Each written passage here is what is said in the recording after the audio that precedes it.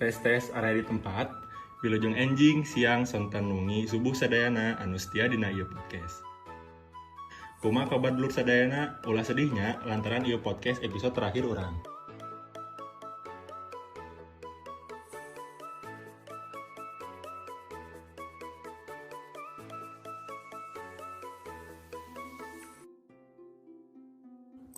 Purbasari ngarti manehna mau mampu menang ti ieu tantangan.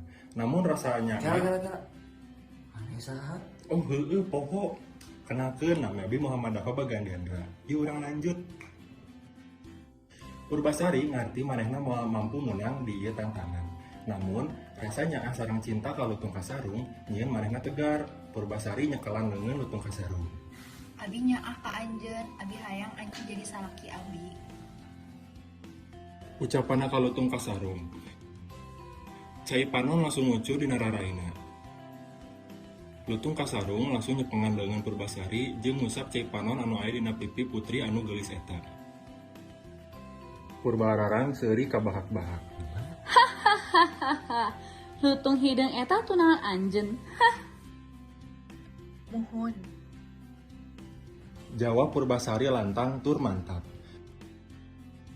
Saacan Purbararang nitah algojo keur mengal Purbasari, lutung kasarung jauh diuk sila bari matana katutup, lambeina katingali komat kamit. Teu lila aya haseup di sakuliling awak lutung kasarung. Teu lila oge haseup eta jauh ngaleungit. Sosok lutung kasarung anu beungeutna goreng ngaleungit laun-laun bareng jeung legetna eta haseup. Eta haseup berganti jadi sosok pangeran guru minda anu kasep tur gagah. Eta kabeh jelema nu aya di dinya langsung reuwas ningali eta keajaiban. Kasep pisan eta pangeran guru minda. Eta kasepna si pangeran teh ngaleuwihan kasepna Indrajaya tunangan Purbararang. Pangeran guru minda langsung ngumumkeun lamun ratu kerajaan Pasir Batang anu sabenerna nyaeta Purbasari. Purbararang eleh ti tantangan anu dibuat ku manehna sorangan. Di kondisi nu jiga kitu, Purbararang teu bisa nyangkal jeung daek teu daek ngakukeun manehna eleh ti Purbasari. Eueuh deui nu bisa dilakukeun Iwati nyerahkeun tahta karajaan Pasir Batang ka adina nyaeta Purbasari. Manehna mentah hampura kanu sagala kajahatan anu geus Purbararang lakukeun bareng jeung Indrajaya tunanganna. Ku amis budina, Purbasari ngahampurakeun kalepatan teteh sulungna. Di saprak eta, Purbasari balik deui bertahta sebagai ratu kerajaan.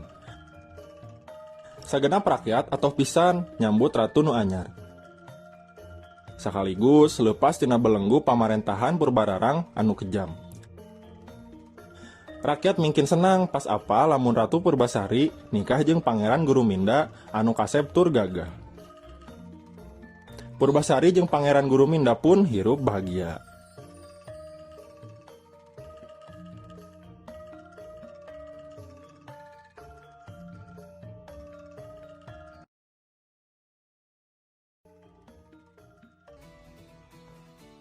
Urang tos di akhir carita ye, teka raosnya podcastna tos rangse deui caritana oge atos tamat. Ulah sononya ka ieu kelompok, abdi bade ngahaturkeun nuhun ka para rencangan oge guru bahasa Sunda anu tos ngadangukeun ieu podcast ti awal nepi ka akhir. Salam ti kelompok si Lutung Kasarung. Abdi Dafa anu tiasa disebat Dapeng pamit undur diri. Wassalamualaikum warahmatullahi wabarakatuh.